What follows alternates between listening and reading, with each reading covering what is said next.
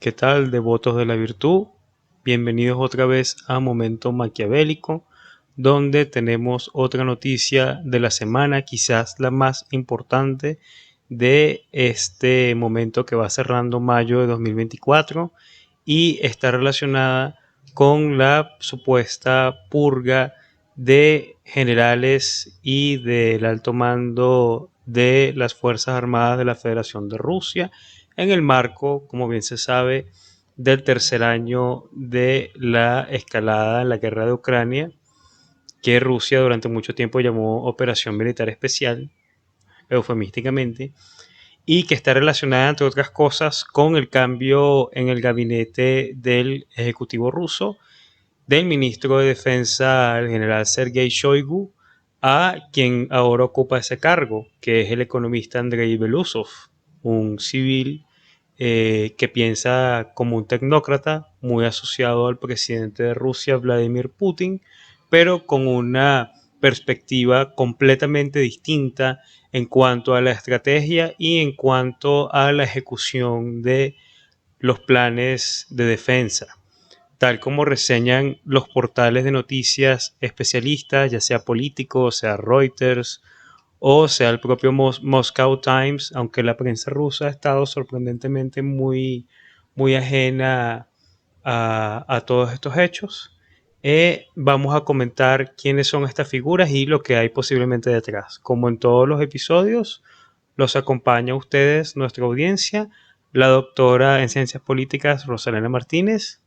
Y el politólogo David Bastardo. Así que bueno, vamos a pasar a comentar. Tal como se ha dicho, la última de las grandes figuras que ha sido detenida en acusaciones de corrupción se trata del teniente general Vadim Shamarin, que fue nada menos que secretario y el subalterno directo del mayor general Valery Gerasimov, que como se sabe es el autor de la doctrina Gerasimov y es el principal organizador de toda la visión estratégica de la doctrina de defensa de la Rusia postsoviética, algo que conocen los estudiosos de la guerra y sobre todo de la guerra de cuarta generación. La acusación contra el teniente general Shamarin está asociada a unos contratos de telefonía de una empresa que, por cierto, proviene de Perm, ciudad situada en Siberia, una de las más importantes en el vasto territorio siberiano al noreste de Rusia. Las otras figuras que también, por supuesto, son muy importantes que siguen son el antiguo viceministro de Defensa Timur Ivanov, que era a su vez subalterno directo el ya depuesto Sergei Shoigu, el mayor general que estaba a la cabeza del Ministerio de Defensa y que es probablemente uno de los militares de alto rango más allegados al presidente Putin a lo largo de toda su carrera y también uno de los que lo conoce personalmente como colega tan antiguamente como sus días de la KGB en participación en lo que era entonces Alemania Oriental, la República Democrática Alemana, en los años 70 y 80. Timur Ivanov era el viceministro de Defensa del propio Sergei Shoigu, que como bien se sabe hace unas semanas fue enviado al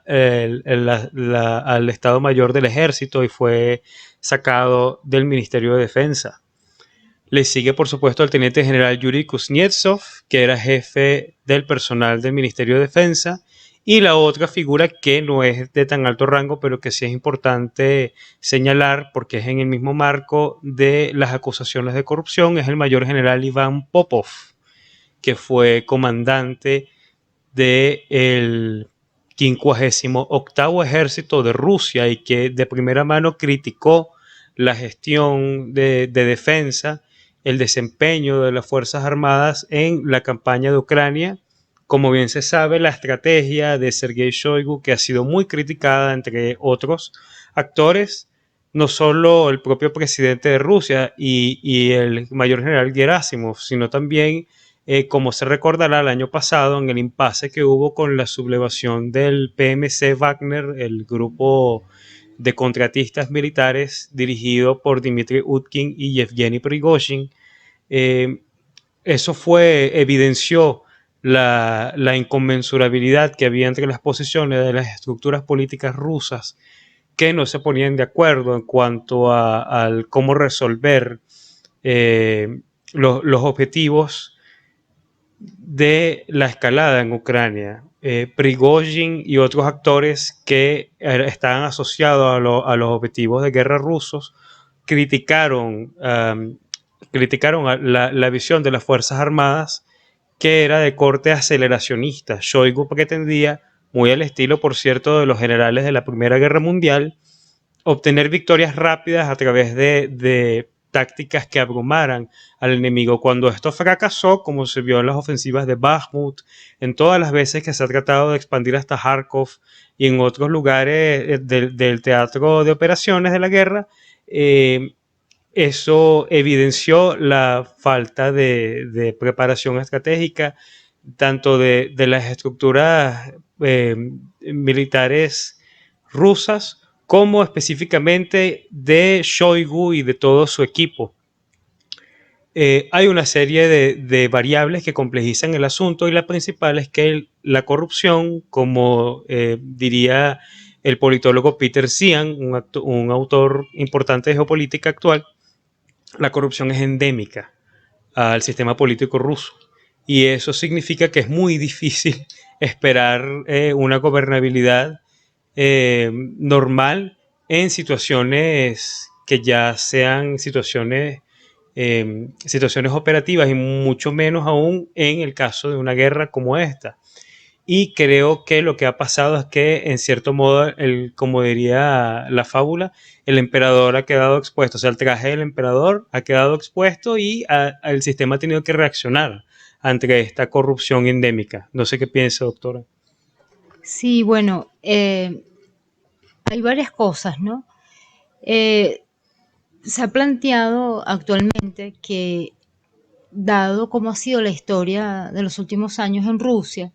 si una palabra puede definir la dirección que pretende seguir el nuevo gobierno del presidente Vladimir Putin, es la palabra innovación. Es importante tomar en cuenta que, si bien, como tú señalaste, el tema de la corrupción es un tema endémico, y que durante muchos años los gobiernos tienen que establecer mecanismos y formas de control para poder minimizar su impacto en la economía. Si estás bajo unas condiciones donde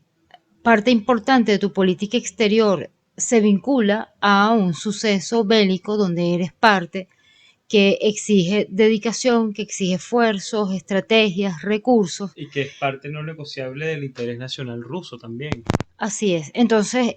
la corrupción en este momento y su lucha cobra una dimensión especial, porque si no se establecen mecanismos de control y de persecución, o sea, si no se imparte justicia en materia de corrupción, no se toman los correctivos, difícilmente se van a poder alcanzar los objetivos que estratégicamente se coloquen sobre el tablero de la guerra que se lleva a cabo. La prensa ha especulado un poco si se trata de una purga, y la vocería oficial ha hablado de que se trata justamente de la lucha contra la corrupción, tomando en cuenta pues el elemento actual, tomando en cuenta dos elementos actuales: el tema del conflicto de la guerra con Ucrania, y el tema de la innovación que marca o que pretende ser lo que marque, sí, lo que indique el camino que va a seguir el gobierno de Vladimir Putin. El vocero del Kremlin, Dmitry, dijo en su oportunidad, cuando se hizo la sustitución del ministro de la Defensa de un general por un economista, que la razón era que, justamente en virtud de esa innovación que quiere colocar en su gestión, en su nueva gestión, en el periodo de gobierno que recién está comenzando el presidente Vladimir Putin, tenía que ver con las estrategias innovadoras en el marco de la guerra. De hecho, señaló el portavoz que quien tenga las mejores estrategias innovadoras es quien va a salir mejor parado del conflicto. Y de hecho señalaba él algo interesante en favor de la designación de un economista como ministro de la Defensa. Decía que actualmente Rusia se estaba pareciendo mucho a la Unión Soviética de mediados de los años 80, donde una alta proporción de su PIB se destinaba al gasto militar. Entonces, ¿cuál es la tarea que tiene el nuevo ministro de la Defensa? Pareciera su principal objetivo es garantizar que ese gasto militar que se está haciendo y que va a crecer necesariamente porque la guerra continúa, debe estar mejor integrado a la economía general de Rusia. Es decir, tiene que haber un equilibrio entre los demás sectores de la economía y el tema de la guerra, tomando en cuenta, bueno, lo que sabemos que el Departamento de Estado de los Estados Unidos le impuso desde hace algún tiempo unas sanciones muy considerables a la economía rusa y ellos han tenido que tomar unas medidas económicas para reajustar lo que tiene que ver con las áreas sobre las cuales basan los ingresos que ellos tienen. Aunado a esto, pues esa innovación de la que se ha hablado desde el gobierno y que se pretende utilizar como una base para la nueva gestión desde el gobierno ruso, se tiene que tomar en consideración que Ucrania está abriendo espacios para sumar más ucranianos a las filas del combate y también Zelensky sigue con la misma tónica de buscar ablandar más corazones o hacer que la solidaridad se exprese en el continuo flujo de dinero que se le otorga para que pueda combatir a Rusia dentro del conflicto. Entonces, Zelensky, el presidente de Ucrania. Exactamente. Dentro de ese conflicto, esos dos elementos nuevos, la posibilidad de mayor envío de dinero y de armas a Ucrania y el poder contar con una mayor cantidad de personas que participen, de combatientes en el conflicto, pues los lleva a ellos también, a los rusos, a tener que revisar muchas de las cosas que han venido estableciendo para construir nuevas estrategias. Y como bien lo ha dicho el portavoz del gobierno y el mismo Vladimir Putin, hacerlo en el marco de la innovación. Es el momento donde se piensa innovar en cuanto a las estrategias que vayan a implementar dentro de la guerra, lo que pasa por reorientar y redistribuir lo que tiene que ver con las cargas económicas y poder unificar los presupuestos para que pueda haber un equilibrio y el costo de la guerra no represente tanto sacrificio a lo interno, sino que pueda haber mayor control sobre el presupuesto, estableciendo pues esta vigilancia y estas formas de perseguir a quienes hacen mal uso de los recursos y a quienes también a través del abuso de poder que es el caso de uno de estos generales que ha sido separado de su cargo, le genere gastos indebidos al sector militar. Sí, excelente intervención, doctora. Hay hay un comentario que yo quisiera hacer precisamente a razón de todo este examen que hemos hecho de la situación y tiene que ver precisamente con la viabilidad de la postura que a mi juicio es tecnocrática del ministro Andrei Belousov, que piensa como economista y como civil, sin haber tenido experiencia en el mando militar, sin embargo una gestión muy exitosa en las otras carteras que le ha tocado ocupar en los gobiernos rusos y en ese sentido una opinión muy favorable del presidente Putin. Y es el hecho de que no me parece lógico pensar que Kuznetsov, Popov, Ivanov y Shamarin sean exponentes aislados. Esto pareciera, y honestamente lo creo, en ese sentido le doy la razón a los liberales,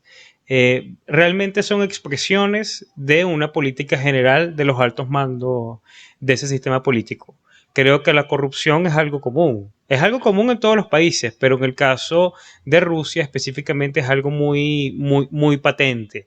Y otra cosa con la que eso se puede quizá cristalizar un poco más. ¿Por qué no hacer lo mismo con Shoigu, que era el ministro de Defensa, y por supuesto, siendo más poderoso que los subalternos, evidentemente mucho más cómplice de esas prácticas, y es porque Shoigu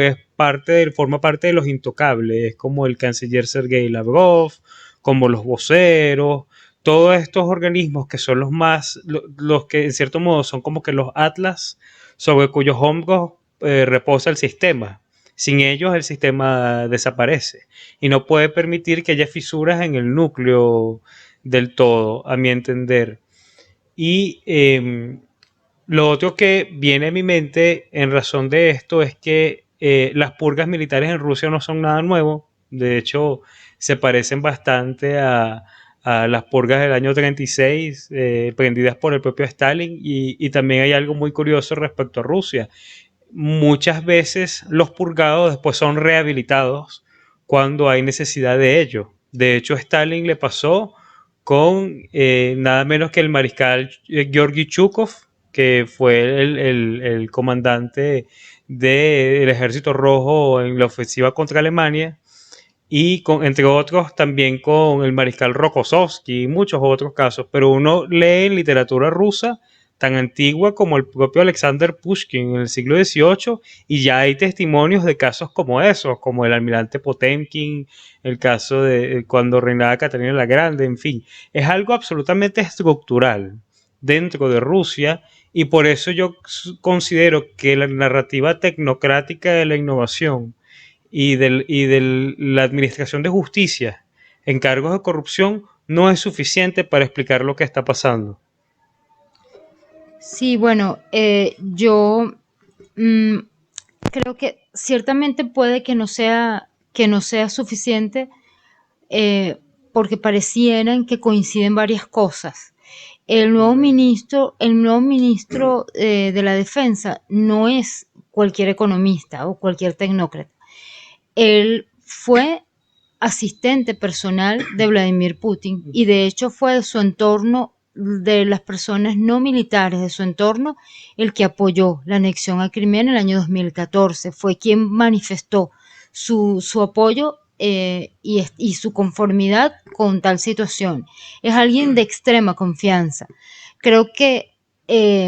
lo veo de esta manera. Ciertamente, partiendo del tema de la corrupción digamos que temporalmente siempre está presente. Es algo con lo que hay que combatir, es una posibilidad, se establecen mecanismos para su control. Pero si tú tienes como Estado un conflicto armado que te genera muchísimos gastos, y además no cualquier conflicto, estás hablando de unas repúblicas a quienes tú reconociste la independencia, a quienes consideras parte de tu territorio, quienes de alguna manera han estado en conversaciones contigo de forma directa, pero que forman parte de un país independiente, y que eso significaría el desmembramiento territorial de esa nación. Por lo tanto, es un conflicto que va de largo aliento, que además en el pasado ha tenido también sus momentos de muchísimo enfrentamiento bélico. Aunado a eso, tienes el tema de las sanciones. Rusia es un país que tiene demasiadas sanciones. No tengo ahorita, no viene a mi mente el dato exacto, pero creo que tiene más, por lo menos me atrevería a decir que tiene más de 500, 600 sanciones. Pero ya es parte del sistema SWIFT otra vez, ¿no? No lo sé, pero tiene muchísimas sanciones a su economía, y eso ha hecho que justamente la salida de muchas empresas ha cambiado la vida de las personas, ha afectado considerablemente la economía, que ciertamente esa economía que puede tradicionalmente convivir con ciertos niveles de corrupción que pueden ser controlados por mecanismos tradicionales, se va a ver aún mayor afectada si, aunado a las sanciones, tienes que convivir con un presupuesto dentro de esa economía dedicado exclusivamente al tema de la guerra. Entonces creo que, bien, si no es lo que determina la manera, digamos, la visión que determina el análisis profundo de todo lo que está pasando, si abre una brecha el tema de la confianza, el tema de la innovación, el tema de los funcionarios que no son militares, pero que tienen, como este caso del nuevo ministro de la Defensa, una vasta experiencia, una formación académica en el área económica. Creo que es una brecha que se abre, que resulta de utilidad algo que me atrevería a decir es que habría que ver cómo se componen el resto de los miembros del gabinete del nuevo gobierno de Vladimir Putin y cómo se constituye ya finalmente todo lo que sería el sector a nivel más alto que va a rodear a el ministro de la Defensa, si se producen algunos cambios paralelos o no, y ciertamente pues habrá quienes estén más cerca y quienes hayan estado cerca pero que hayan cometido algunos errores o hayan generado pugnas entre los grupos que obviamente están en torno al presidente, que puedan haber influido y pudieran haber generado pues todas estas situaciones que se han visualizado como una lucha contra la corrupción, pero que también se señala, como tú bien lo dijiste, como una especie de pugna para sacar del juego a ciertos generales que tienen determinadas características y que en el pasado han estado, digamos, gozando de mayor confianza que en estos momentos. Sí, es bien curioso porque yo recuerdo muy lúcidamente que hace un año, exactamente, en el video que sacó desde el frente el ya fallecido Yevgeny Prigozhin, el comandante, claro, estaba exento ya de las fuerzas militares rusas, pero era el comandante de lo que era el Wagner PBC, acusaba directamente a Gerasimov y a Shoigu de exactamente lo mismo que está acusando ahora el Kremlin a estos subalternos que forman parte del sistema, pero que no son los más altos decisores en materia militar. Los acusaba de eso, le decía, bueno, ¿dónde están los recursos? ¿Dónde están las municiones? ¿Dónde está la gente? Allí hay evidentes casos de corrupción que estaban neutralizando el esfuerzo bélico. Más allá de un obstáculo, había una incapacidad generalizada que provenía del mal manejo presupuestario, de la malversación de los fondos públicos. Y en cierto modo el sistema puede permitirse controlarlo en áreas que no son vitales, pero cuando estás en una guerra existencial, porque requieres control de acceso al Mar Negro y requieres requieres recuperar tu espacio, tu esfera de influencia civilizacional, por cierto, un escenario que ya había pasado en 2008 con la guerra de Georgia, pero eso es otro tema. Con el caso, el caso de la guerra de Ucrania, no puedes permitirte un ministerio de defensa que tan flagrantemente demuestre corrupción, exhibe corrupción.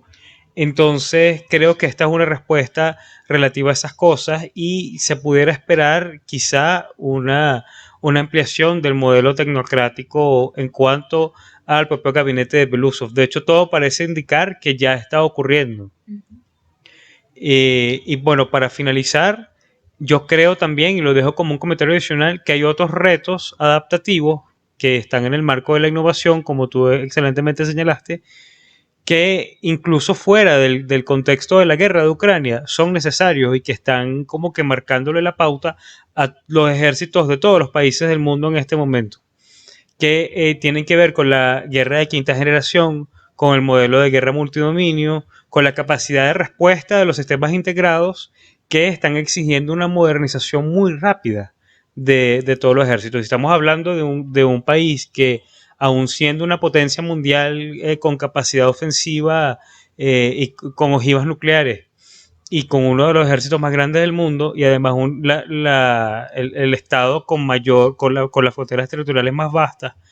eh,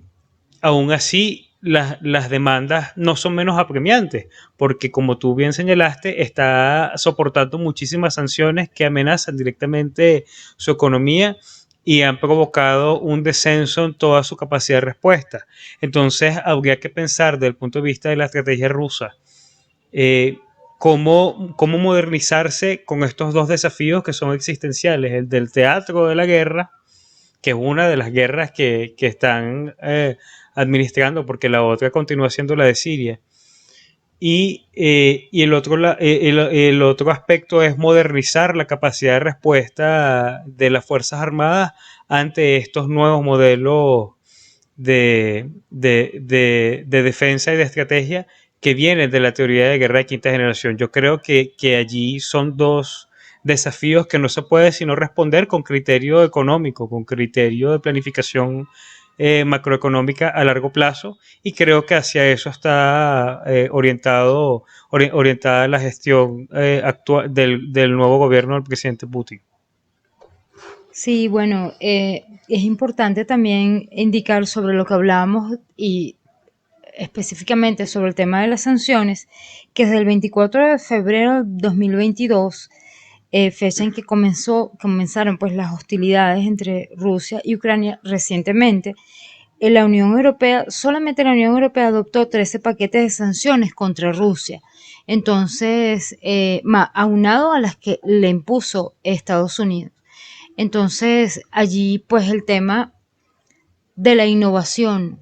como concepto, que es a lo que se está refiriendo el presidente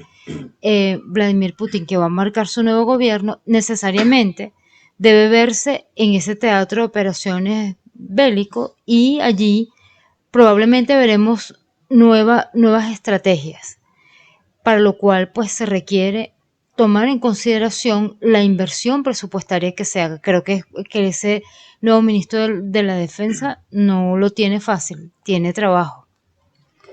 Ese es otro punto que es muy importante señalar. Hay un cambio completo en la estrategia, porque Shoigu, como dijimos al principio, tenía una visión aceleracionista que fracasó. Además, por supuesto, por la ingobernabilidad en materia de defensa que proviene justamente de la corrupción. Parece que, bueno, todos los indicadores señalan que Shoigu tuvo una muy mala gestión militar, incluso antes de la guerra de Ucrania, en las otras posiciones que desempeñó, y no tuvo experiencia directa, ni siquiera durante la guerra chechena. Pero Belousov, el actual ministro de Defensa, que es civil y economista, él está preparando todas las estructuras para una guerra a largo plazo, donde la estrategia va a tender a desgastar el esfuerzo ucraniano, que está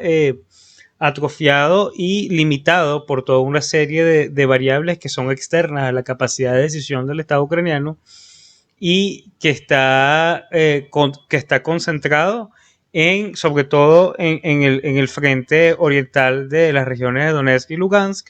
y que está abrumado por los envíos de armas y por la propia corrupción endémica de Ucrania, que tiene sus propias consecuencias, y el propio Zelensky ha tenido que reaccionar contra generales en el alto mando por la misma razón, por el mismo motivo. Entonces creo que este viraje entre las dos visiones estratégicas, de la fallida de Shoigu, que duró 2 años y medio, y la que está a punto de verse del ministro Belousov, creo que eso es lo más determinante por ahora. Sí, bueno, y con respecto a esa estrategia fallida, pues probablemente la prolongación del conflicto tenga que ver con esa estrategia, pues. Y es justamente ahorita que se producen los cambios, coincidiendo con el nuevo mandato, por lo que necesariamente se va a ver en el terreno de las actividades militares, se va a ver esa nueva estrategia y ese nuevo cambio. Bueno, muchas gracias a todos nuestros escuchas. Este ha sido un momento maquiavélico, tratando este nuevo tema que está en desarrollo.